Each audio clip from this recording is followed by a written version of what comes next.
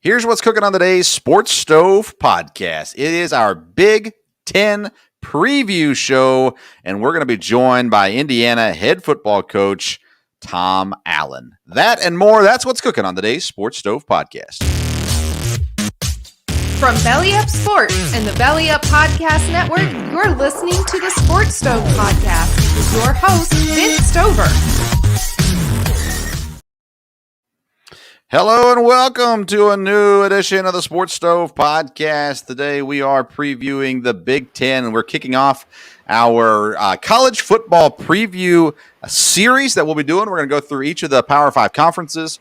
We're going to talk about some other teams and other episodes as well. But today our focus is purely on the Big Ten. Joining me as he does most of the time is my dad, Dale Stover. Dad, football season's almost here. How you feeling today? Good. It's exciting. Like I said, sports keeps heating up here every week. We're getting closer to football season. Second half of the baseball season coming up. A couple hockey drafts this week. And the Bucks, I assume, will wrap things up one game earlier than I predicted. Oh, my goodness. All right. Nobody cares about hockey. Only some people care about basketball. We all care about football. We do. And Dad is, of course, on location in Big Ten country, smack dab between Bloomington, Indiana, Columbus, Ohio, and Ann Arbor, Michigan, there in southwestern Ohio. So he hears all the important stuff there as well. I am down in SEC country, Lexington, Kentucky, as well. So we're going to talk about each time when we come into these college football preview episodes where we're previewing conferences. We're going to start off with giving a tier system for the conference. And so we've got 5 tiers set up. The first tier is national championship contenders, those who can contend this year for a national championship. Then the second tier is the conference championship contenders, people who may not are good enough to compete for the national championship, but with one lucky turn, maybe they could compete for the conference championship. Then tier 3 is those who could be contenders within the next 5 years, basically saying the program's headed the right direction or could be with one hire change or whatever it may be there. Then tier 4 is those who maybe one day will be a contender. And then tier number 5 we call the Vanderbilt tier. And this means a team that is like Vanderbilt, not academically, but athletically, meaning the bottom of the barrel. So that's our 5 tiers. So Dad, let's start at the top tier. Tier number 1. By the way, we've got Tom Allen going to be joining us. The interview with Tom Allen, we'll get to that in about 5 to 7 minutes. We'll be talking to Tom Allen, but we're going to go through these tier systems first. So Dad, tier number 1, what teams do you have in tier 1, the national championship contenders? Well, obviously, Ohio State is the main team in the conference, and it should contend for the national title. I don't think there's any doubt about that, talent-wise, and a lot of reasons there. I think a possible one would be Wisconsin. Wisconsin sometimes doesn't live up to all their potential, but they have talent. And again, with the system being the way it is, if the only game they lost was the Big Ten championship, they could have a shot. So that's the 2 teams I have in the national championship contender. All right, so I've only got one team in tier number 1. That's the Ohio State Buckeyes. For this year, I think they're the one team that makes the most sense, the team that I don't question has the ability to make the national championship. Tier number 2, conference championship contenders. I've got Wisconsin in that tier. You've got them up in tier 1. I only got 2 teams in tier 2. My second team is Indiana. We're going to talk about that a lot more here in the rest of the episode, but those are the only 2 teams I have for this year that I think can really contend for the conference championship along with Ohio State. Who do you have in tier number 2? Well, I have Indiana also because I think they could be very talented there. I think Penn State.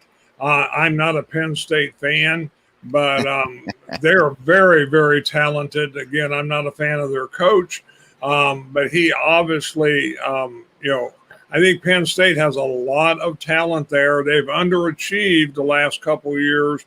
They'd be a possibility. Iowa, again, they've had some turmoil there, so I don't know. But again, they're in the West, and that makes a difference. And the other team that did well last year, and I think returns a lot of people, is Northwestern. I wouldn't say they'll win the conference, but as far as contending, that's the teams I have in there. All right. So you've got Indiana, Northwestern, Iowa, and Penn State as your Tier 2 teams. All right, so I've got Ohio State 1 in Tier 1. I've got Wisconsin and Indiana in Tier 2. You've got Ohio State and Wisconsin in Tier 1, and then those teams in Tier 2. Tier number 3 is those that could be contenders within 5 years. So go ahead and give me your Tier number 3. The ones that be contenders in 5 years, probably the top of the line is Minnesota. They've been good. Some people think they'll do real well this year, but I think they've been able to be a contender lately. Again, I'm not a fan, but Michigan can only stay down so long. We talk 5 years. They'll have a new coach in 5 years, and that may make all the difference there. I think Nebraska the same way. There's too much history there. Either the coach will make it this year or they'll get a new coach. And you just can't see Nebraska always being at the bottom. Michigan State, I always think college football, a lot of it depends what state you're in and how well you can recruit in your state. If you're in a state where there's a lot of talent, and in Michigan, if Michigan and Michigan State can be successful there, I can't see Michigan State staying that low. And then the other one is Illinois.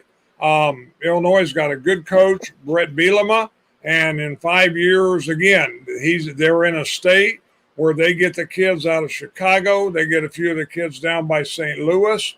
And when you're talking 5 years, I think he'll make a big jump. National championship contenders in 5 years, no.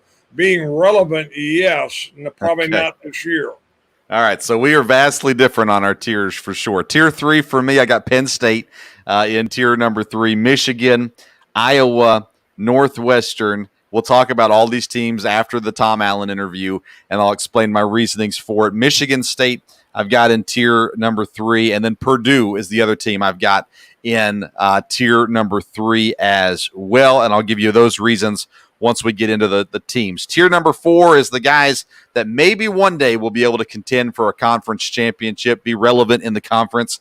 Who do you have in tier number 4? I have Maryland and Purdue. Okay, Maryland and Purdue in tier number 4. And by the way, if you're watching, feel free to comment your tiers here for the Big Ten. Tier number 4 contenders, one day maybe. I've got Rutgers, I've got Minnesota, I've got Maryland, and Nebraska. I don't want to get too much into it now. We'll talk about it later on in the program. But Rutgers coaching, I think, is going to help them get back to relevancy. Minnesota has that potential. Maryland, they've tried to make some strides, and we'll see if they'll be able to. Nebraska is one of those teams you got to think eventually is going to come back around. Like you mentioned, you had them in tier 3. I'm not there yet. That means that we're down to tier 5. Both of us have one team in tier 5, and it's a different team. Tier 5 is the Vanderbilt tier, not academically, but athletically Vanderbilt, meaning the bottom of the barrel in the conference, and will be that way for quite some time. Who do you have in tier number 5? Well, in their football, it's Rutgers, I think. I think Rutgers will be that way. I don't think they'll be able to compete well in football with the rest of the teams in the conference. I think they've been a good addition to the conference in other sports, and I think they've been competitive in some other sports, but I just don't see a Rutgers football team for a long time being a factor. Interesting. All right. My Vanderbilt tier 5 team, bottom of the barrel's Illinois. We'll talk about it when we talk about them in the whole deal with everything. But at this point, Illinois, everything you read from last year, by the way, if you go back, I know there's coaching changes and those kinds of things, but every team had their best week against Illinois last year. And you go to the SEC, every team has their best week against Vanderbilt. So that's where I put Illinois in at there. We're getting ready to interview Tom Allen, bring that interview up for you in just a moment. We did do a poll on Twitter. We'll be doing this each week when we're doing our conference previews, football previews. We asked who was going to win the Big Ten. We had Ohio State, Wisconsin, Penn State, or other. 63% of the audience said Ohio State, 17% said Penn State, 13% said Wisconsin. 7% came in with other. If you're watching, tell us who do you think is going to win the Big Ten this year in football. Now it's going to be time for us to get into our interview with Tom Allen. If you're watching live, we're going to get right into that. If you're listening to the podcast version of this later on, we're going to take a quick break, and when we come back, you will see the one and only Tom Allen from Indiana Hoosiers football. We are joined now by the Yeti Cooler Than You guest, brought to you by Yeti Coolers. Last year's Big Ten Coach of the Year, the one and only Coach Tom Allen. Hey, Coach, how you doing? I'm doing good, Vance, buddy. Good to be on your show again. Well, thank you for being on again. We surely appreciate it. And I want to start off with the season that's upcoming. When I look at teams, so we're doing our Big Ten Preview podcast. And when I look at teams, I'm looking at schedule, I'm looking at coach, and I'm looking at quarterback. And so my first question to you is about the quarterback. Last year, Penix had a great year, got injured. Tuttle came in, played well as well. Is there a quarterback controversy, or are you guys pretty set at quarterback this year? No, there's not. Yeah, we're set. Mike's the starter and Jax is the backup. But, Jack has worked extremely hard. He showed last year he can come in there and win us a Big Ten football game, and so it's great to have two. You need them. Going to need them both for sure. There's no doubt about it. Michael's been working extremely hard to get back, and he's on schedule to be the starter on September 4th. So that's the good news. But at this level, I don't think I've ever had a season where I haven't played more than one quarterback. So that's kind of how it works, and that's okay though. But I'm just really proud of Jack. He's done an awesome job as well. Yeah, it was incredible because last year a lot of people thought once Michael went down, everybody thought, well, the season's done. And but he came in, Tuttle came in and finished you guys off really well. There, you talked about the start of the season. You guys start off with a conference opponent in Iowa before you get into some non-conference games. So you guys are kind of kicking it off pretty early with a pretty talented team. So going into that, these final, as you're preparing now for the season and everything, kicking off against a conference opponent, how does that well, I guess it wouldn't change your preparation, but how does that kind of get you going early on without as opposed to playing a cupcake game to get started? It's different for sure in a good way, though. This is going to be the third time since I've been head coach here that we've started the season with a conference opponent. And I think it creates a sense of urgency in your team in the off season that is very, very positive for sure. But it's kind of a dual effect. It's a great opportunity wrapped up in a great challenge, and so I know that will be the case here going to Iowa City to play the Hawkeyes. And Coach Ferrin has done such a great job building that program and been a part of it for so long. He's just such a mainstay in the Big Ten, and they're based on who you talk to, they're picked to win the West. Either they or Wisconsin seems to be the two top ones at this point. So and rightly so. They got a lot of talent coming back. And always play great defense. Got a talented young quarterback that has done a great job. He's going to keep getting better as you would always expect as the kid grows and matures. And talented running back, one of the best in the Big Ten. So it's and O-lines it's kind of what they've done well for so long developing. And then you got the tight ends that they're so famous for. So last time we played them, it was a tough day at the office for the Hoosiers. So we know how good these guys are. So it's a great opportunity for us to start the season in Iowa City. You mentioned the expectations for Iowa this year, and that brings me to expectations for Indiana. I thought going into the offseason, high expectations for the Hoosiers after the season you guys had last year. And then as I was studying, preparing for our Big Ten preview, I was surprised to see what I consider to be low expectations for your team this year. Most people have your win total at 7.5. And I was really surprised by that. And my original question was always going to be, well, how are you guys going to manage higher expectations from the outside this year? The reality is it's not as high as I thought it would be. So is there any, I guess, bulletin board material you can pull off of that, maybe extra motivation, underdog motivation, stuff like that you're giving to your team this year?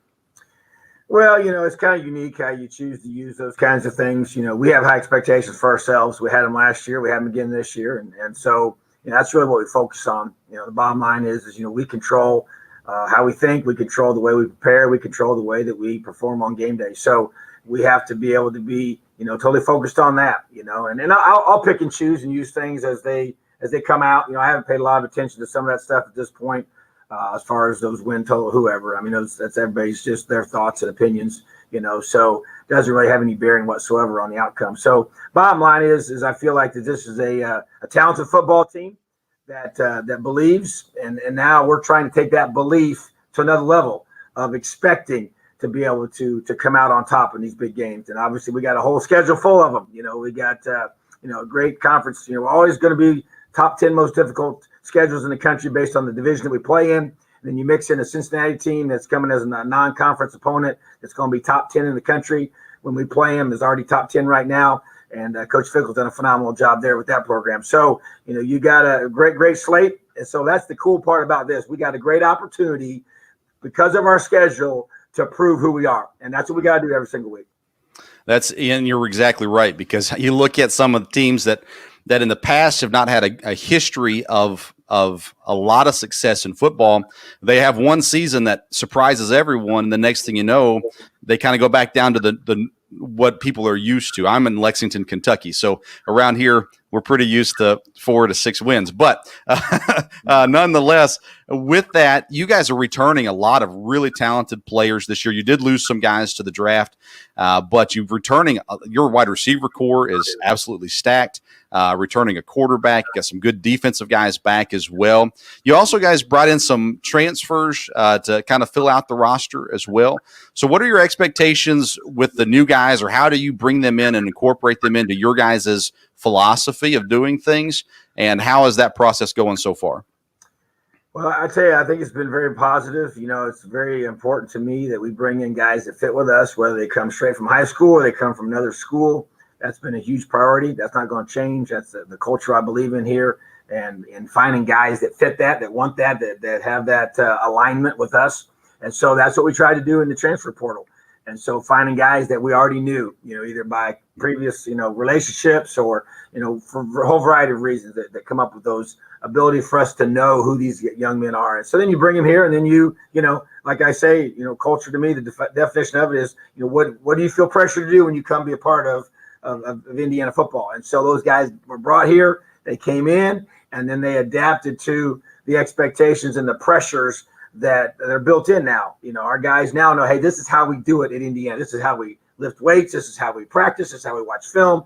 This is how we handle ourselves away from the facility and how we act. And so to me, that now our players are, they're showing their teammates when we bring guys here, well, like you said, no matter where they come from, to see this is how we do it here at IU. So I like the way they fit in and mesh with us, and they've had a chance to be here at least all summer, some of them even during the second semester. So I like the talent that they brought to our program, as well as the fit that they bring. And so to me, they just got to come in and they got to earn it.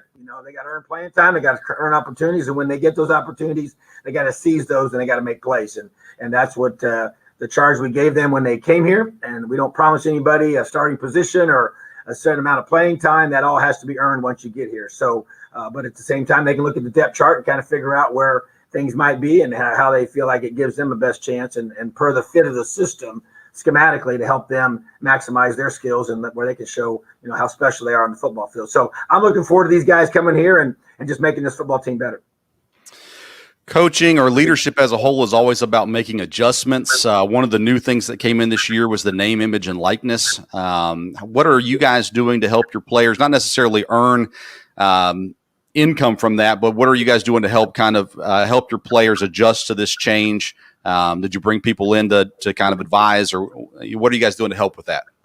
Well, first of all, yeah, I think you just got to understand the rules. And right now, I think that's a big part. Everybody's trying to sort through those and figure out what it's going to look like moving forward. But right now, what we do know is that this is definitely change, and an opportunity, I think, for the better, of allowing young men to be able to benefit from, their names and from their, what they do on the field. That's what it comes down to. It's not market driven, so you want somebody to put your name on something, you better have a name worth putting out there, right? Well, and how you act and how you live and how you perform on game day, So that's a part of it. I think is a neat part, because that's life. That's the reality of when they leave here and go to have a full-time job, whether it's in the NFL or whether it's not. That's part of your brand. And people want to be associated with those that do things the right way on and off the field. And so it gives us a chance to kind of just reinforce, I think, all the things that LEO is all about to me, which is, just being about the team and being about what's best for the guys around me. Because when you do that, you will benefit, individually. When the team is put first and the team does well, individuals get recognized. So that's no different in NIL for me. And so we've embraced it. We've hired an outside company to partner with, and they've done a great job of educating our players. That's the key word, is educate. We can't facilitate, we can educate. We can't go through and set things up for them, and that's not really what we want to do anyways. But they have that opportunity to do that, so we want to support them in every way possible. I think our university is doing a great job of linking in our alumni and educating them, and then our business school, which is one of the best in the country, and our law school, which is one of the top of the country. So just a chance to really maximize Indiana University, to help our players maximize this rule and the new opportunities that it creates for them. So we're still trying to figure it out, and I think the players are as well. And so I'm excited to grow with them in this new venture. Two more questions for you, Coach. Thanks again for being with us. You talked about character on and off the field. I know you're a man of faith. Do you mind me asking how your faith impacts your philosophy of coaching, recruiting, any of those kinds of things? Yeah, it's woven into everything. You can't separate who you are. I don't believe that, and I don't want to. It affects who I am as a father, who I am as a husband, in my family, leading them, and who I am as a leader of this program. And don't shove it down people's throats what I believe, but I'm going to live my life by those principles. And so to me, LEO is taken from Scripture, John 15:12. It's just more about making life about something bigger than yourself. And for me, that's my faith in my family, and I challenge our guys. I meet with our guys individually. I want to know what they value, what they care about. And I just want that. I want to help them become the man they were created to be. And so that's important to me. And so I have a lot of principles I use, from my faith and just live those out and challenge guys that care about that same thing to live that out in their life and help show them what does that look like on a daily basis. And to me, it's the ultimate team is a team that cares more about the people around them than themselves. And that to me is what, my faith in Jesus Christ is all about. I mean, he was a selfless individual. He gave of himself for others, and that's why he did what he did and lived the life that he lived and died the way he died, and then obviously proved that he overcame all that. And so, that to me is what it's all about. And we talk about not caring who gets credit. Why is that? Why? Because it's not about me, and that's how I want to live my life, and how I wanted to build this team. And I think we've shown that when you do that, because this is a team sport. We had 130 players on this team. That's a lot of guys that you got to get together that have to put their individual interest aside in some ways to do what's best for the team, at the end of the day. But the beauty of all that is, I believe when you do that, as we just mentioned a few minutes ago, and the team does well, who gets recognized? The individuals. But it never works the opposite, and that's why I just believe just that team mindset, that togetherness, that family, that sacrificial servant mindset that I want to have as the head coach. I want to serve these guys. I want them to learn to serve each other, serve our community, and they've been given a tremendous opportunity just like I have. And to whom much is given, much is required. And so I believe in that. And once again, it's another biblical principle that I apply to our program and to my life. And so I want to lead with those principles in the forefront. One more question for you. It's actually about a former player. My family's big Packer fans. I was named after Vince Lombardi. I've got a son named Brett. My dad wanted me to ask you about Simon Stepanek, offensive lineman. He was injured, so didn't get to play last year. He wants to know what Packer fans can look forward to when he gets healthy. Well, I tell you what, Simon is one tough young man. I tell you, that's what you're going to get. He's physical, he's mean, he's nasty. He plays that. He's a gentleman off the field, but man, on the field, he's just a tough guy. He really is. He's going to work extremely hard. He's just a lunch pail type guy. He's big and strong and plays hard, and he's a team guy. I mean, he was one of our key, I felt like a catalyst on this team to help us create change in our program during the 2019 season when we really started breaking through on the field and winning those close games that we had not won in the past. And he was a big part of that. And he was on our leadership council, and he cares. He's going to work hard. He's going to represent you in a first-class way. But the thing that just keeps coming back is his toughness. He's just he plays that way, and that's how you got to play this game, number one, and then on the line of scrimmage on the offensive line. I tell you, that's great quality. And he's just, he's humble. You won't hear much from him, and except when he needs to step up and verbally say what he needs to say. But great teammate, going to be a great leader there and a great player for the Packers. Awesome. Thank you, Coach. Sure appreciate you being on. Coach Tom Allen, Indiana Hoosiers football. We'll be tuning in for sure this season and cheering on the Hoosiers. At least I will be here from Lexington, Kentucky. Thanks, Coach. Appreciate that. Have an awesome day. LEO. Thank you. That was Coach Tom Allen, Indiana Hoosiers football program. Sure appreciated him jumping on with us. And second time that Coach Allen's been on the program. Very kind. Shout out to Indiana University and their kindness.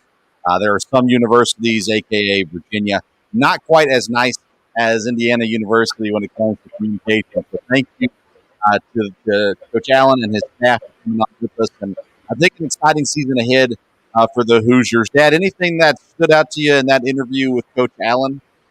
Well, I think, like you said, leadership is important, and I think that's why Indiana can have success in the coming years. They have a leader. They have a leader that has principles.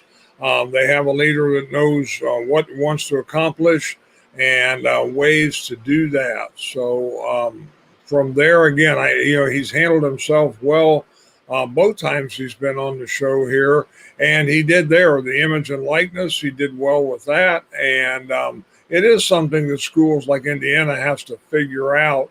And but again, I think it'll be good for their players, and he'll do what he can to help with that.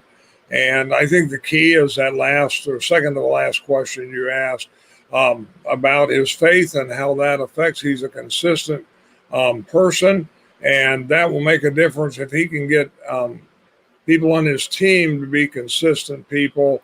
That will make a difference, and you do that by example. Yeah, the one thing that stuck out to me, and I didn't catch it while I was asking the questions, but he said, well, we don't pay attention. We don't really know about the win totals and what's being said, and it really doesn't matter anyways. But then he did mention that Iowa and Wisconsin are projected to have big seasons, and it feels like maybe he's heard a little bit about the win totals this year. Nonetheless, we'll get to Indiana here in just a minute. We're going to move on now with our Big Ten preview. We're going to go by division in the Big Ten. We're talking about each team, give you some quick thoughts on them, let you know how they're going to go this season. We're not going to agree on all of these, and that's fine. I'll be right. Dad will be wrong, but it's not that big of a deal. So we're going to keep on moving here. Again, thank you to Coach Tom Allen from Indiana. All right, Dad, we're going to look at the Big Ten East Division, starting with them. We're going to start with the Ohio State Buckeyes, coached by Ryan Day. Ryan Day has a 32-2 record as the Ohio State football coach. They have redshirt freshman C.J. Stroud as their quarterback this year. Ohio State is a team that reloads, right? They don't ever have to rebuild. They're always just reloading. They've done a great job. They have a loaded offense. I mean, in every capacity, a loaded offense. And their defensive line is absolutely stacked this year as well. With each team, we're going to look at the biggest question and where they need to improve from last year. But, Dad, before I get to that with Ohio State, what are your thoughts on the Buckeyes? Well, like I said, I think they're, the top of the conference. From there, you're right. They just reload. Every year they have a great running back. They've got a freshman kid in this year that could be as good as any of them they've had.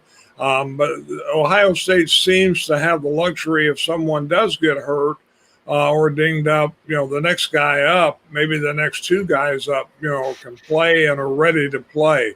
You need to be strong in the offensive line, and they are very strong in the offensive line. Wide receiver. The only question, you'll get to that, would be quarterback, but they should just do well. From there, of course, a lot of pride up here in Ohio, a lot of excitement. And at this stage, everyone expects them to win every game. Yeah, so their win total's at 11. And again, you get different win totals at different sites and whatever, but more consistently, it's at 11. I don't actually question C.J. Stroud at quarterback. I kind of just have confidence. Ohio State's been able to roll with a lot of different quarterbacks. My biggest question for Ohio State this year is the run game. It's not to say I have a doubt in the run game, but the question is who's going to be the one that steps up? The name that comes up oftentimes is Master Teague. Last year, he carried it for 104 times, 514 yards, and 8 touchdowns. They're going to have multiple running backs running the ball at Ohio State this year. But running back production is going to be a big key because in order for the quarterback to have success, you got to have a run game. And so who will be the guy that steps up there for Ohio State? Their needed improvement for this year is going to be their defensive backfield. Last year, they allowed 66% completion rate and 7.7 yards per catch. So they were still good enough, for the most part, but they need to improve in that area this year. The win total is at 11. Dad, I've got it sitting right at 11 as well. I looked through the schedule. That allows for a loss for Ohio State, but that's kind of where I'm sitting at this point. I think 11 wins is a good spot for them.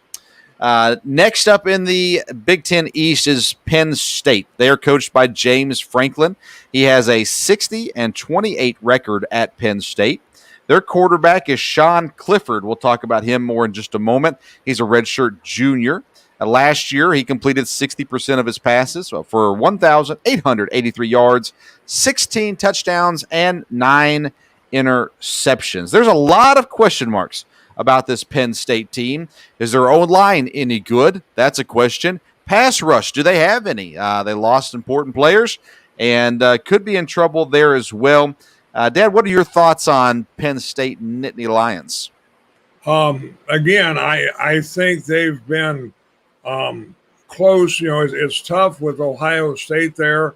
I think Penn State, they underachieved last year, but they have a lot of talent. Their coach is always going to get talent.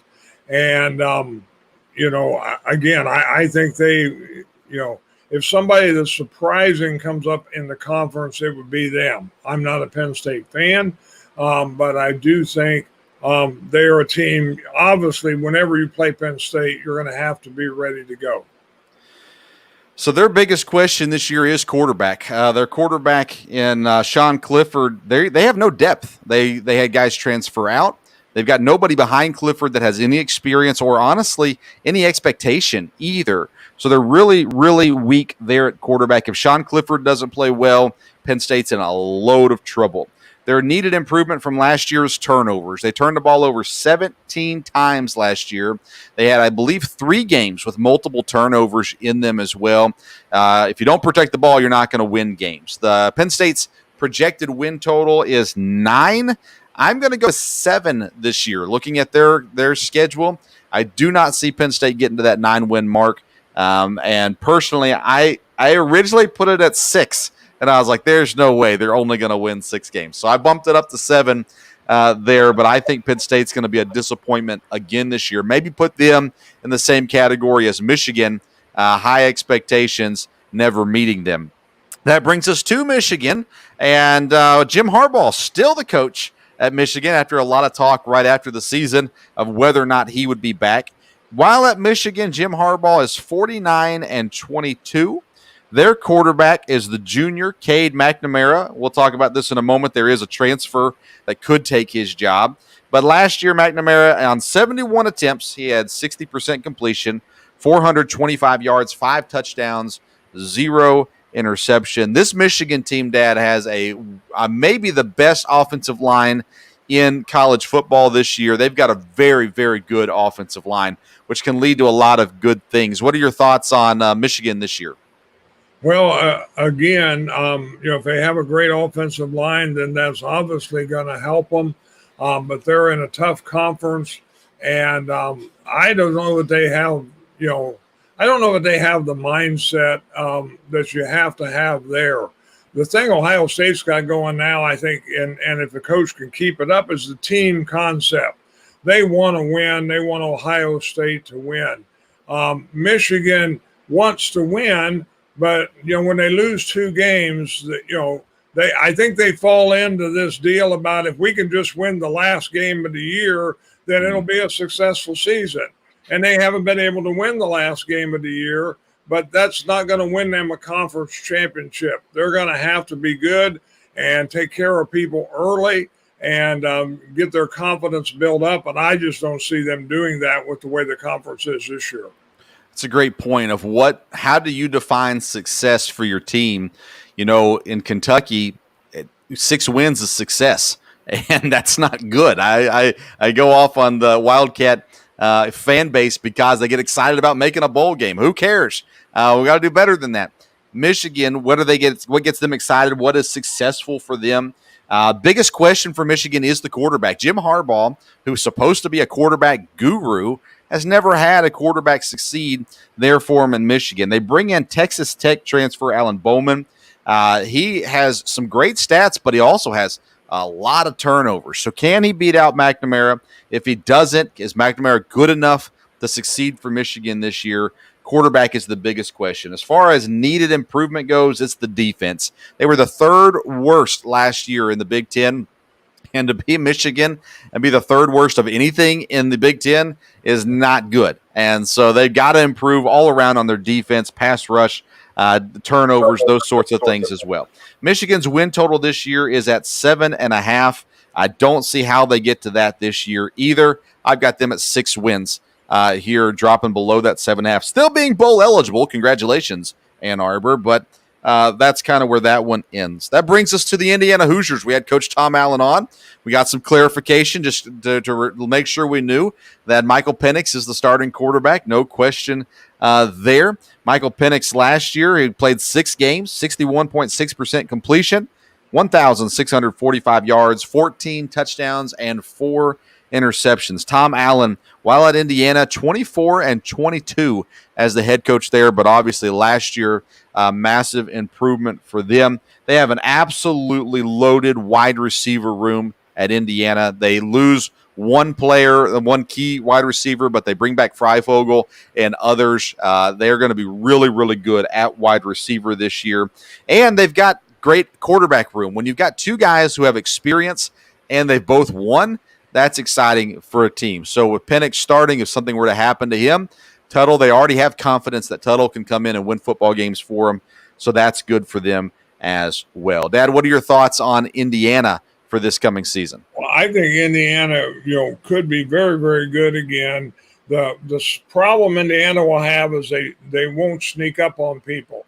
Even with, the lower win total, I don't think people are going to look past Indiana, or they're going to try not to. So that'll be different. I think the key for them then will be the defense. They had a good defense last year. Their defense needs to be strong, and that will put them in a position then to use the offensive weapons, and they'll get people down.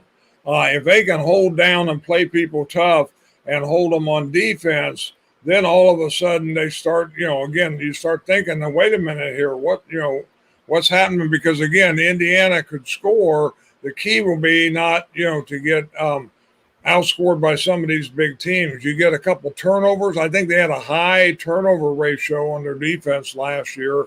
And, they get turnovers and they can cash that in, makes a big difference. I think people are going to try to get up for them. But again, I think it's be easy to look at it and still say, well, it's Indiana, and I think they could do very, very well. They're in a tough bracket, there with Ohio State, no doubt about that. But they'll have some games. I think one of the most interesting games will be the opener. They have several good teams on the road. They go into Iowa City, they win there. That's going to change everything for them, and I think they could do that. Well, you talk about people overlooking them. If they come in and dominate Iowa, there will be no overlooking Indiana the rest of the way. I think you're right. I think that the conference respects what Indiana is and what they're becoming. So I don't think they get overlooked this year. But I was really shocked to see that win total at 7.5. That blew my mind.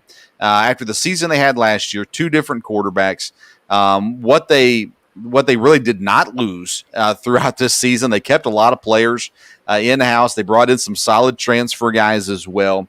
The biggest question for Indiana, though, is the pass rush.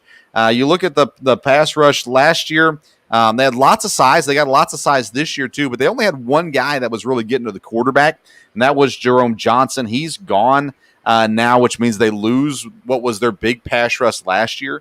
They bring in a transfer, Weston Kramer, that should help up the middle. He's a tackle. James Head is the guy to watch at Indiana on defense. He's the key to their defense, and if he can get to the quarterback, if the other guys can get to the quarterback, it'll make a big difference and really help out a defense that was already, like you mentioned, a ball-hawking defense last year, an opportunity even greater there. The needed improvement for Indiana is the run game. They weren't bad in the run game, but there wasn't a guy that just took over and was the best situation for them. This year, they're going to have a couple different guys get opportunities, and they need that run game to be consistent. They need the offensive line to help in that area as well. for sure. The win total at 7.5. I looked at the calendar. I looked at the schedule. I counted 9 wins from this Indiana team, and I've got them finishing second behind Ohio State. And they've got some tough games, but they've got games that they should not lose, with, I think, the exception of Ohio State. I put them at 9 wins this year. Let's move on to Michigan State. We'll try to keep it moving for you. Head coach Mel Tucker, 2-5 as a head coach at Michigan State. Their quarterback is the redshirt sophomore Peyton Thorne. He played 4 games last year.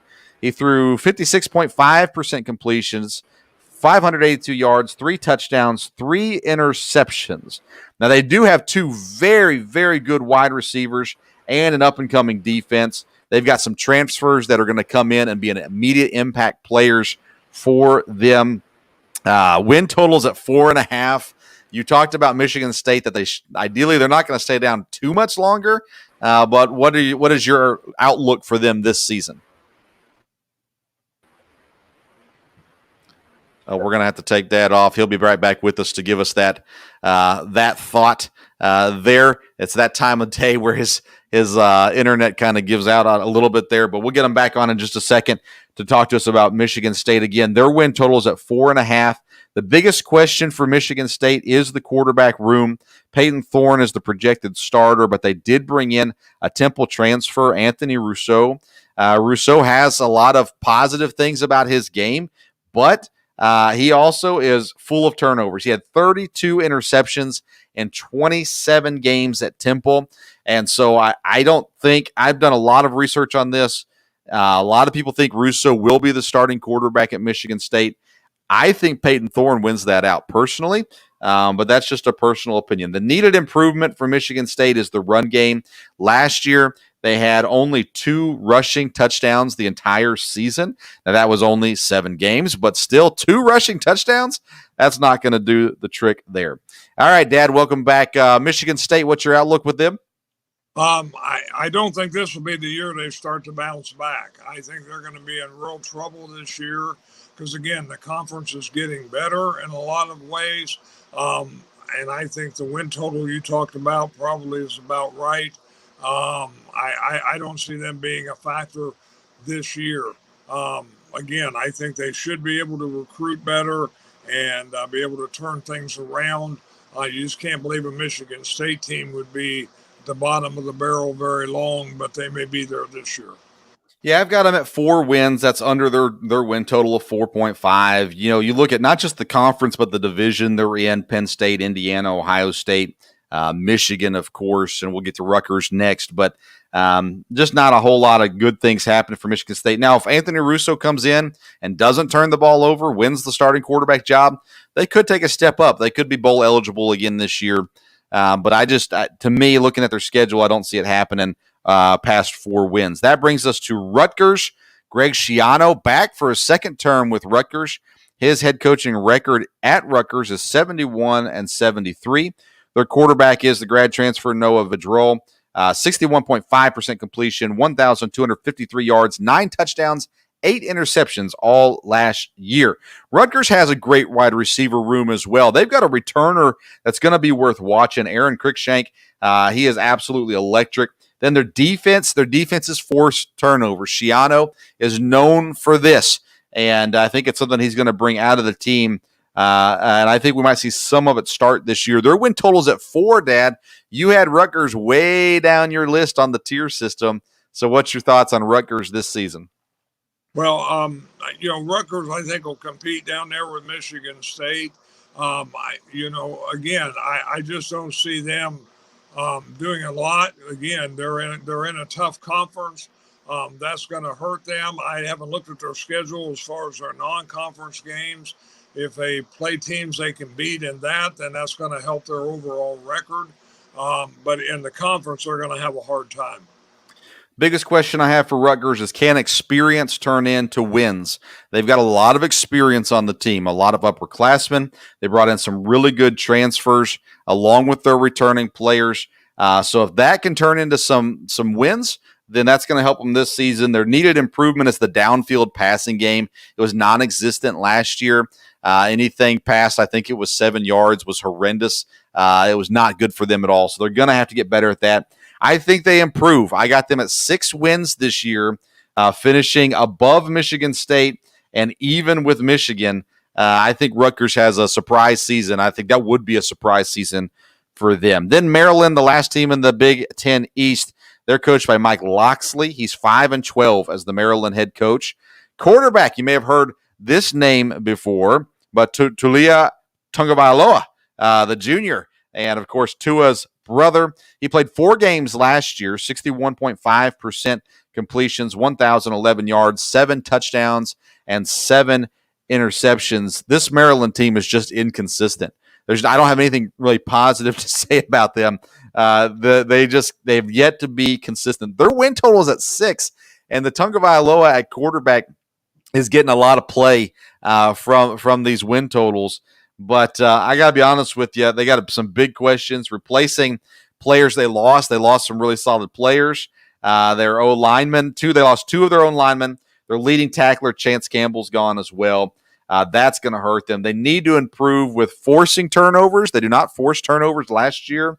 And then their quarterback play has to get consistently better, because it has not been there. I've got Maryland at 4 wins, bottom of the Big Ten East. Dad, any thoughts on Maryland? No, again, I don't think they'll be really competitive this year. I think Tua's brother may be very good at quarterback. The problem is he probably doesn't have quite the supporting cast that his brother did. So he's a little more on an island out there. And, it'll make for some good, good interest early, but I'm not sure where that'll end up. All right, let's move on to the Big Ten West. We'll come back and look at a final tally here in just a minute. Wisconsin head coach Paul Chryst, he's 56-19 as the Wisconsin head coach. Their quarterback is sophomore Graham Mertz. Last year, before his injury, 62.6% completions, 1,238 yards, 9 touchdowns, 5 interceptions.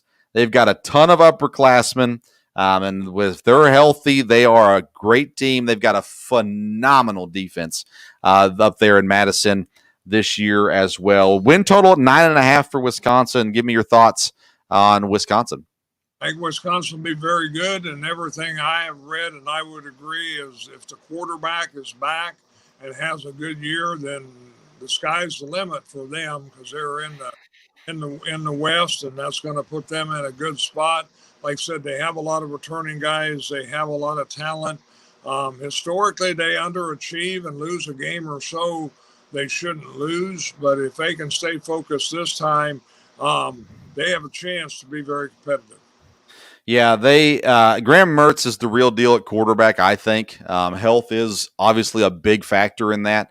But I think with him at the helm, they're in a good situation. Biggest question I have for Wisconsin is Jalen Berger the next great Wisconsin running back? He seems to be. He's the next guy up. They've produced some incredible running backs out of Wisconsin, especially in college careers.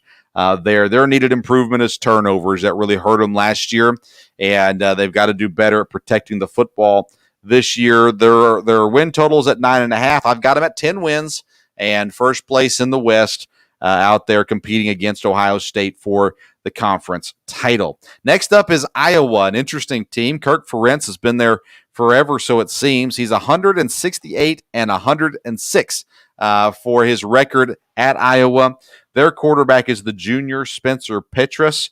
Last year, not so great. 57% completion, 1,569 yards, 9 touchdowns, 5 interceptions. Dad, Iowa has been talked about as one of the best teams in the Big Ten this year. A lot of high expectations for Iowa. I think those expectations go down a lot after week 1, but nonetheless, everybody's on them right now. They've got a phenomenal offensive line. They've got very good running backs, and their depth on defense is just really, really good. So what are your thoughts on Iowa? Do you have the same high expectations that Iowa fans and the national media have for them? I've always liked Iowa. I think they'll do well. I think their coach is very good, but I think they'll underachieve. I think they're going to stumble, like you said, week 1. And it'll be a matter, and they've had a little bit of turmoil there, so I don't know that they can keep everybody together or not. I think they'll be good. I don't think Iowa's a team you want to play. You have to be ready for them. But I think they're going to lose maybe at least two they shouldn't lose, or people think they won't lose. And again, there'll be a bowl team, yes, but I don't think they'll challenge Wisconsin at all. And I don't think they'll be in second place in the West.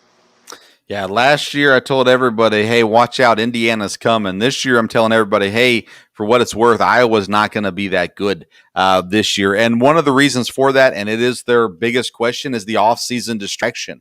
A lot of issues happened throughout the offseason with Coach Ferentz and the locker room and the organization, and I just cannot see them being able to muddle through that and have the success that they expect to have this season.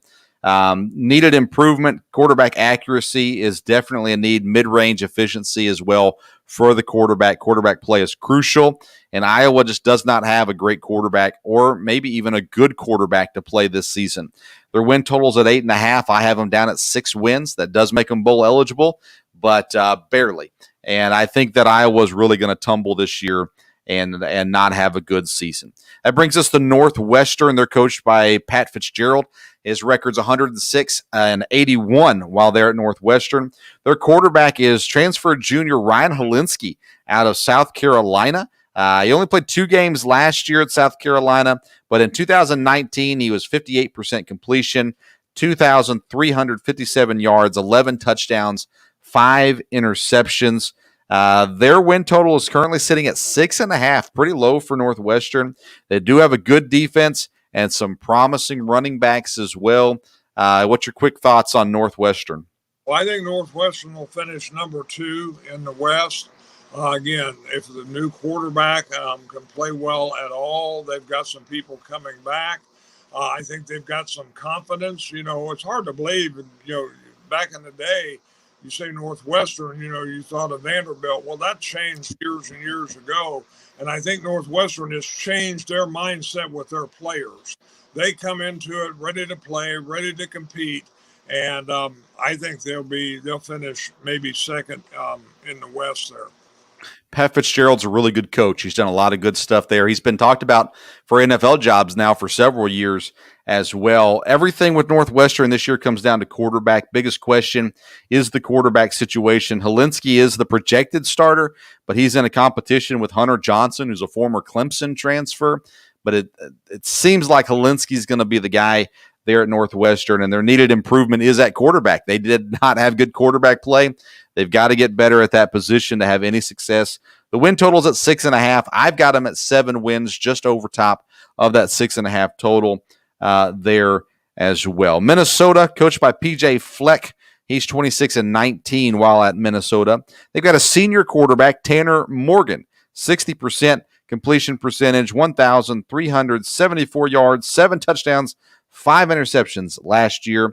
There's a lot of hope in Tanner Morgan. Their win total is at 7. Dad, they've got a very good offensive skill players. Their offensive line, again, could be top in the nation, top 10 for sure. So there's some good things there on offense. What are your thoughts on Minnesota? Well, as I studied this, a lot of people have Minnesota as their underdog or their long shot in the Big Ten. I don't think they'll challenge for the conference championship, but they are getting better, and I think they could, they'll have a good year and continue to. And anytime you can have a good year, that's going to help you with recruiting. It's going to help everything down the line. And I think Minnesota, again, be very competitive week in, week out.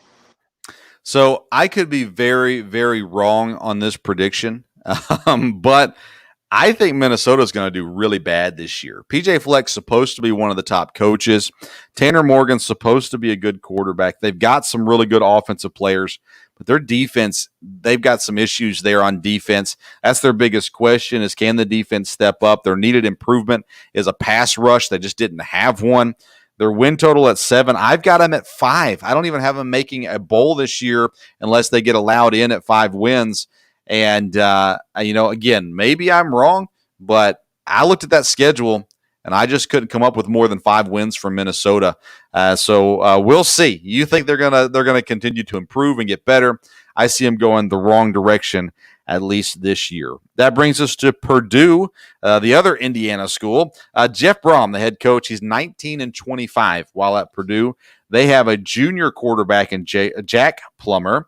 He played 3 games last year and 71% completion, 938 yards, 8 touchdowns, 2 interceptions. But he's not the only quarterback that they're going to play. As a matter of fact, they got the senior Aiden O'Connell. He also played 3 games last year, 64.7% completion, 916 yards, 7 touchdowns, 2 interceptions. In most cases, when you say if you got 2 quarterbacks, you don't have any. Purdue's, they're creative, and I think they're going to be able to use this to some degree. Their win total is at 5.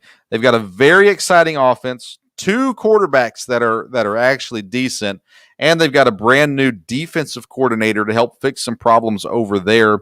Dad, from your tier system, you didn't seem too high on Purdue, but what's your thoughts on them for this season? Again, I think Purdue is going to go in the wrong direction. I don't think they'll be able to compete because, again, other people were. I think some of the other teams are going to get better. I think Purdue will be the team that they will beat. There'll be some close games with some of the bottom teams, and I think they'll have trouble. All right, so my biggest question for Purdue is, can they get the run game more involved? They get very pass-heavy, which gets them in some trouble. Now, they are creative, they are electric, but they've got to get some balance to their offense. The needed improvement is on defense, and bringing in that new defensive coordinator should make a large impact on them. He has a history of success on defense. So the win total at 5, I actually have Purdue over that. I've got them at 7 wins this year. To me, they'll be a surprise team that is going to be close in some other games, maybe be 1 score away from a 9-win team. But nonetheless, I've got them at 7 wins this year. Nebraska comes in next. Scott Frost, the head coach, he's 12-20 while at Nebraska. They've got a senior quarterback, Adrian Martinez. He played 7 games last year, 71.5% completion rate, 1,055 yards, 4 touchdowns, 3 interceptions. There's no controversy this year at quarterback. Last year, there was trying to figure out who was going to be the quarterback. This year, it's clear it's Adrian Martinez. They've got a very good run game.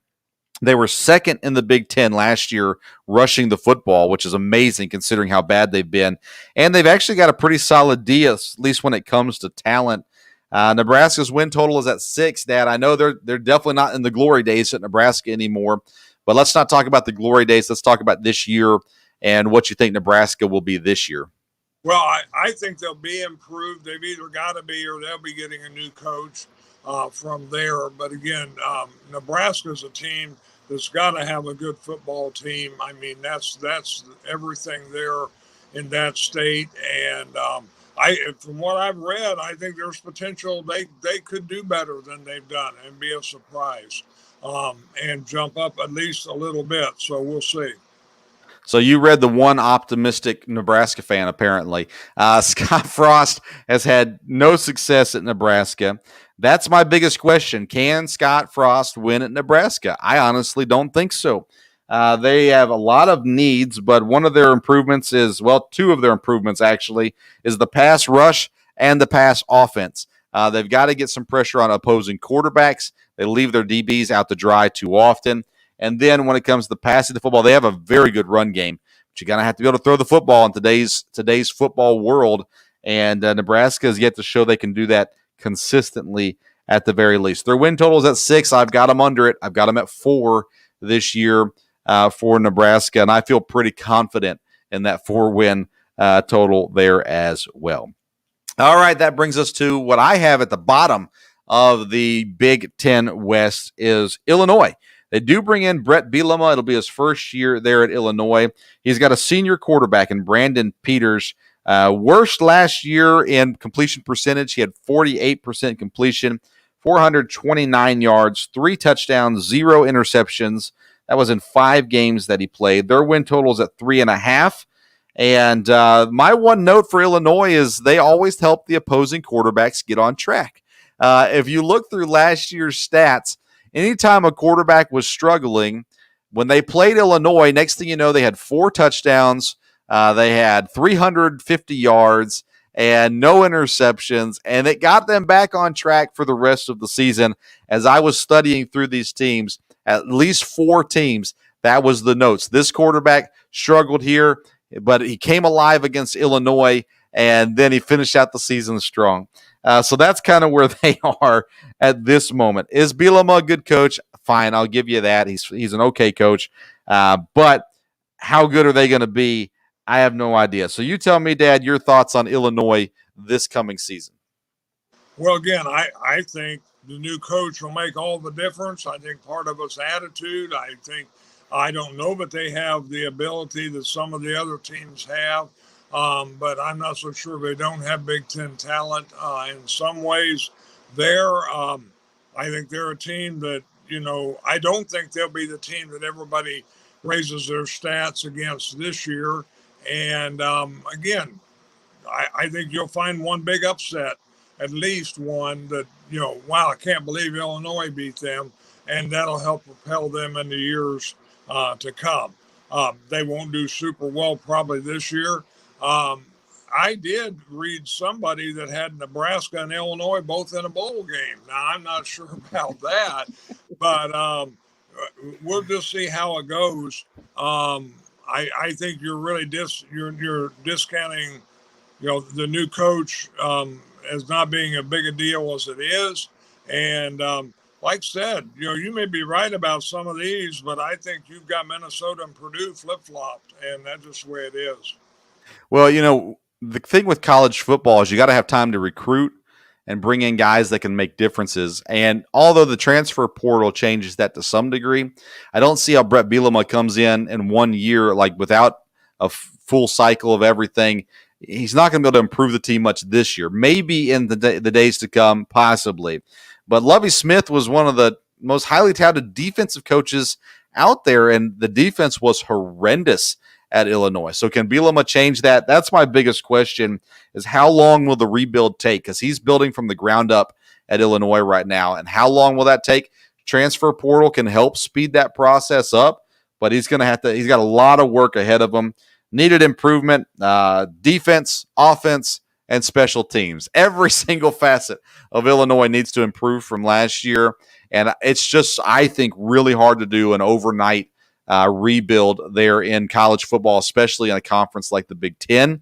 And so I've got Illinois at 3 wins. And you said you read someone had Nebraska and Illinois in a bowl game. And friends, that's why you shouldn't smoke weed. It'll throw you off big time. So just be careful from those things there. All right, so we've been through every team in the Big Ten. I've given you my win totals. Dad, give me your breakdown. Let's do the top 4 teams in each division. Again, I think in the East, it'll be, Ohio State. Indiana, Penn State's kind of a toss-up. Michigan, I think, will be 4th, but a distant 4th. In the West, you got Wisconsin, Northwestern, Iowa, and Minnesota. All right, so you've got Wisconsin, Ohio State, and the Big Ten championship, and Ohio State, I'm assuming, winning the Big Ten? Yes. Okay, so we're pretty close on all that. In the East, I've got it Ohio State, Indiana, Penn State, and Rutgers and Michigan tied right there for 4th place. In the West, I've got Wisconsin, Northwestern, and Purdue tied after that, and then Iowa coming in 4th back there. I think it probably shakes out the same way. Wisconsin, listen, unless health just takes a bad turn for Wisconsin, they're going to be really good this year. They're going to compete with Ohio State. And if for some reason C.J. Stroud is not the quarterback that everyone thinks he's going to be at Ohio State, then you've got teams like Indiana that can push for the division and Wisconsin that can push for the conference. But as it sits right now, Ohio State is without a doubt the team to beat in the Big Ten. That is our Big Ten college football preview for this coming season. Feel free to share your opinions on Twitter at Sports Stove, on the comment section of YouTube, the Sports Stove Podcast, or anywhere else you find us at. Tune in, continue to subscribe, rate, review, share, all those sorts of good things. The Sports Stove Podcast. We're going to continue. Our next conference that we're looking at will be the ACC. And we've not yet been able to nail down a coach from the ACC, but we're still working on some guests there as well. I want to say thank you to Clemson for politely telling us no for Dabo Swinney. And then Virginia, I got some words for you in our podcast as not so politely rejecting our request for an interview with Bronco Mendenhall. But you'll have to come back and join us for the ACC College Football Preview. That'll be next Tuesday. We should have another episode in between those, more than likely on Friday Night Live. We'll be on here talking about just all general sports topics like we normally do as well. We want to thank Yeti Coolers and Skull Candy for helping and sponsoring the program. Those links for both of them are available for you to click on in the YouTube description and in the podcast notes. If you'll click on those links and go through there, they'll know that we sent you. And we didn't get a chance to talk about them much today, but they are wonderful partners with us here at the Sports Stove Podcast. All right. Thank you so much for tuning in to today's podcast, the Sports Stove Podcast. Until next time, we'll see you around the sports.